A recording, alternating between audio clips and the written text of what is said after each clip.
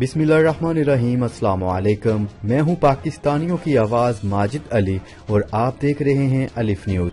شامل کرتے ہیں آج کی ہیڈ لائنز۔ عالمی مارکیٹ میں خام تیل کی قیمتوں میں کمی۔ Army chief general Qamar Javed Bajwa کا کہنا ہے کہ پاکستانی قوم کو کوئی ہرا نہیں سکتا، پاک فوج ملک کی خدمت اور حفاظت کرتی رہے گی۔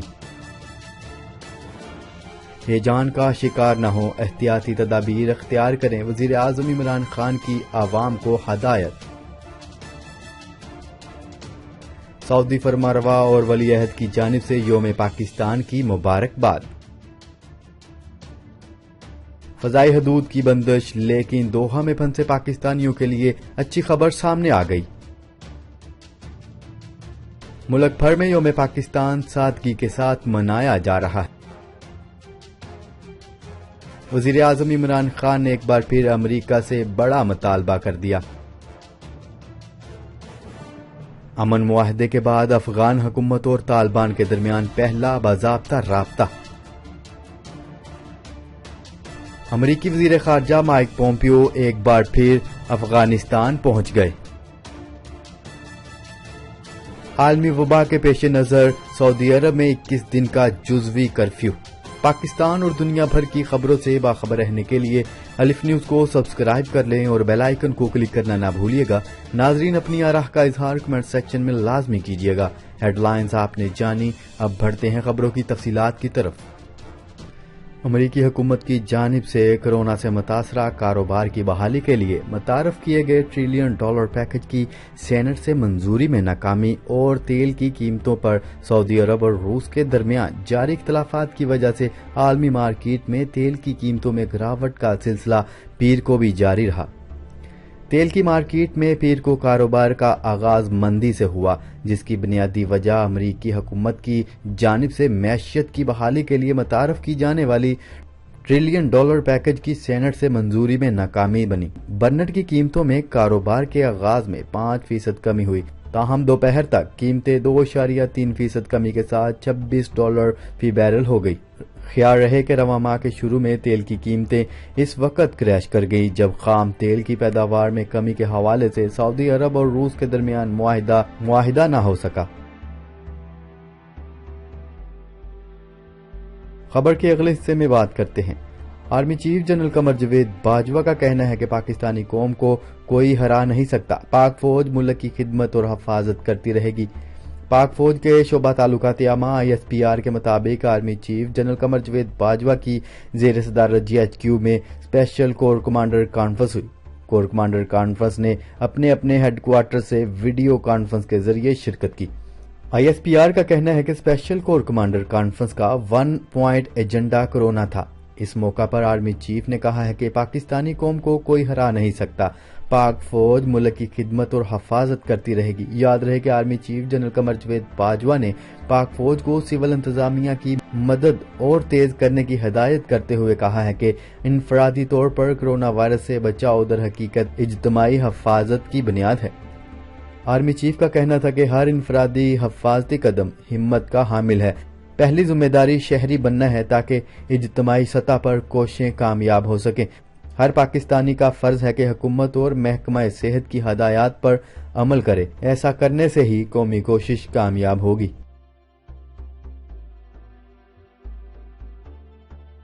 خبر کے اگلے حصے میں بات کرتے ہیں۔ وزیر اعظم عمران خان نے عوام سے اپیل کی، ہیجان کا شکار نہ ہو، احتیاطی تدابیر اختیار کریں، ہمیں اپنی صفوں میں اتحاد، نظم و ضبط اور جذبے کی ضرورت ہے تاکہ اس آفت کا مقابلہ کر سکیں جس نے دنیا کو اپنی لپیٹ میں لے رکھا ہے۔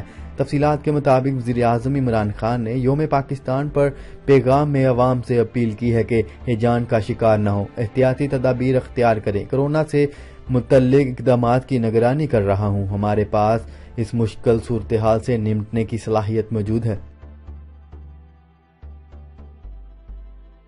خبر کے اگلے حصے میں بات کرتے ہیں۔ سعودی فرمانروا شاہ سلمان بن عبدالعزیز اور ولی عہد شہزادہ محمد بن سلمان نے یوم پاکستان کی مبارکباد دیتے ہوئے تہنیتی پیغام ارسال کیے ہیں۔ تفصیلات کے مطابق سعودی فرمانروا شاہ سلمان بن عبدالعزیز اور ولی عہد وزیر دفاع شہزادہ محمد بن سلمان نے یوم پاکستان پر تہنیتی پیغام ارسال کیا۔ سعودی پریس ایجنسی کے مطابق شاہ سلمان نے پاکستانی صدر ڈاکٹر عارف علوی کو یوم پاکستان پر مبارکباد دیتے ہوئے کہا ہے کہ میں ذاتی طور پر سعودی حکومت اور عوام کی طرف سے پاکستانی حکومت اور عوام کو یوم پاکستان کی مبارکباد پیش کرتا ہوں۔ دوسری طرف ولی عہد شہزادہ محمد بن سلمان نے بھی صدر ڈاکٹر عارف علوی کے نام پیغام ارسال کیا اور کہا کہ حکومت پاکستان اور برادر پاکستانی عوام کے لیے ترقی اور خوشحالی کا خواہاں ہوں۔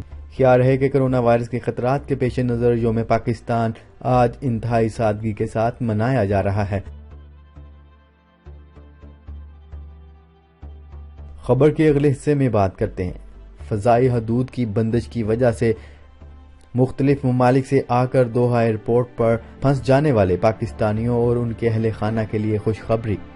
سول ایویشن نے قطر ایئر لائنز کو پاکستان آمد کی ون ٹائم اجازت دے دی اور اس سلسلے میں نوٹم بھی جاری کر دیا۔ تفصیلات کے مطابق فضائی حدود کی اچانک بندش کی وجہ سے مختلف ممالک سے آنے والے پاکستانی دوحہ ایئرپورٹ پر پھنس کر رہ گئے تھے۔ پاکستان کی فضائی حدود کی بندش کی وجہ سے پروازیں بھی منسوخ ہو گئی تھیں۔ ان مسافروں کا مسئلہ کئی میڈیا ہاؤسز نے اٹھایا اور بالآخر انتظامیہ حرکت میں آ گئی۔ اب سول ایویشن نے ایئرپورٹ جیسے پرہجوم مقامات پر پھنسے پاکستانیوں کو وطن واپسی کے لیے قطر ایئر لائن کو اجازت دے دی ہے۔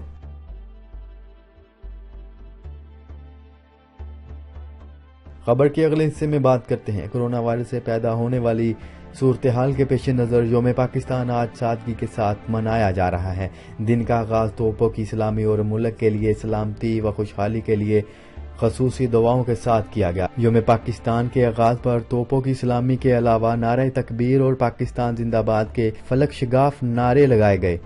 صدر مملکت ڈاکٹر عارف علوی نے 23 مارچ کے پیغام میں کہا ہے کہ آج ہم مقبوضہ کشمیر کے عوام کے ساتھ غیر متزلزل حمایت کا اظہار کرتے ہیں۔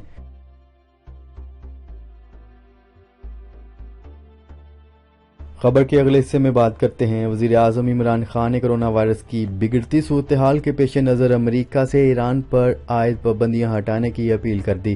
انسانی بنیادوں پر کرونا وائرس کے اختتام تک ایران سے پابندیاں اٹھائی جائیں۔ ایرانی عوام کو ناقابل بیان مصیبتوں کا سامنا ہے۔ بندشیں کرونا وائرس کے خلاف ایران کی کوششوں کو متاثر کر رہی ہیں۔ تفصیلات کے مطابق مائکرو بلاکنگ ویب سائٹ پر وزیر اعظم عمران خان نے اپنے ٹویٹ میں کہا ہے کہ کرونا وائرس کی بگڑتی صورتحال کے پیش نظر امریکہ کی جانب سے ایران پر عائد پابندیاں ہٹائی جائیں۔ انہوں نے کہا ہے کہ انسانی بنیادوں پر امریکی صدر سے اپیل کرتا ہوں کہ کرونا کے اختتام تک ایران سے پابندیاں اٹھائی جائیں۔ ایرانی عوام کو ناقابل بیان مصیبتوں کا سامنا ہے۔ امریکی پابندیاں کرونا کے خلاف ایران کی کوششوں کو متاثر کر رہی ہیں۔ وبا سے نمٹنے کے لیے انسانیت کا متحد ہونا ضروری ہے۔ خبر کے اگلے حصے میں بات کرتے ہیں۔ افغانستان حکومت اور طالبان کے درمیان ویڈیو لنک کے ذریعے پہلا رابطہ ہوا، جس میں تشدد میں کمی لانے سمیت دیگر امور پر گفتگو ہوئی۔ بات چیت ویڈیو کانفرنس کے ذریعے ہوئی اور اس دوران قطری اور امریکی حکام بھی شریک تھے۔ سفارتی حکام نے کہا ہے کہ دونوں فریقین کے درمیان باضابطہ ملاقات ہونی تھی، لیکن کرونا وائرس کی وجہ سے ویڈیو کانفرنس کا اہتمام کرنا پڑا۔ ذرائع کے مطابق ویڈیو لنک کے ذریعے ہونے والے مذاکرات میں قیدیوں کی رہائی کے لیے ماحول تیار کرنے پر اتفاق ہوا ہے۔ یاد رہے کہ ایک ماہ قبل طالبان اور امریکہ کے درمیان امن معاہدہ ہوا تھا، جس کی شرائط میں شامل تھا کہ امریکی فوج 14 ماہ میں افغانستان سے مکمل انخلا کرے گی اور طالبان افغان حکومت سے مذاکرات کریں گے۔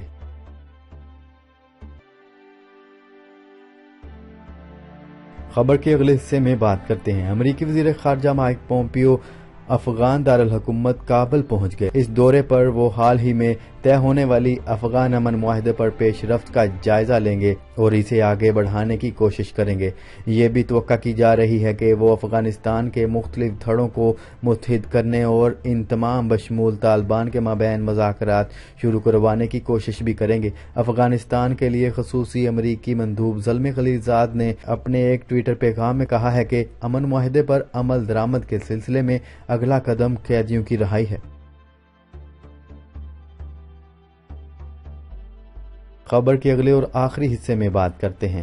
خادم حرمین شریفین شاہ سلمان بن عبدالعزیز نے کرونا وائرس کے پھیلاؤ کو کنٹرول کرنے، شہریوں اور مقیم غیر ملکیوں کی صحت اور سلامتی کی خاطر پیر 23 مارچ کی شام سے 21 دن کے لیے مملکت بھر میں جزوی کرفیو نافذ کرنے کا حکم جاری کیا ہے۔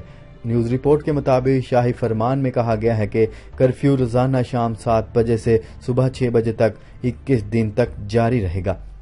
جی تو ناظرین، آج کے لیے اتنا ہی۔ مزید خبریں لے کر بہت جلد آپ کی خدمت میں حاضر ہوں گے۔ تب تک کے لیے اپنا خیال رکھیے گا۔ اللہ نگہبان۔ پاکستان زندہ باد۔ پاکستان آرمی پائندہ باد۔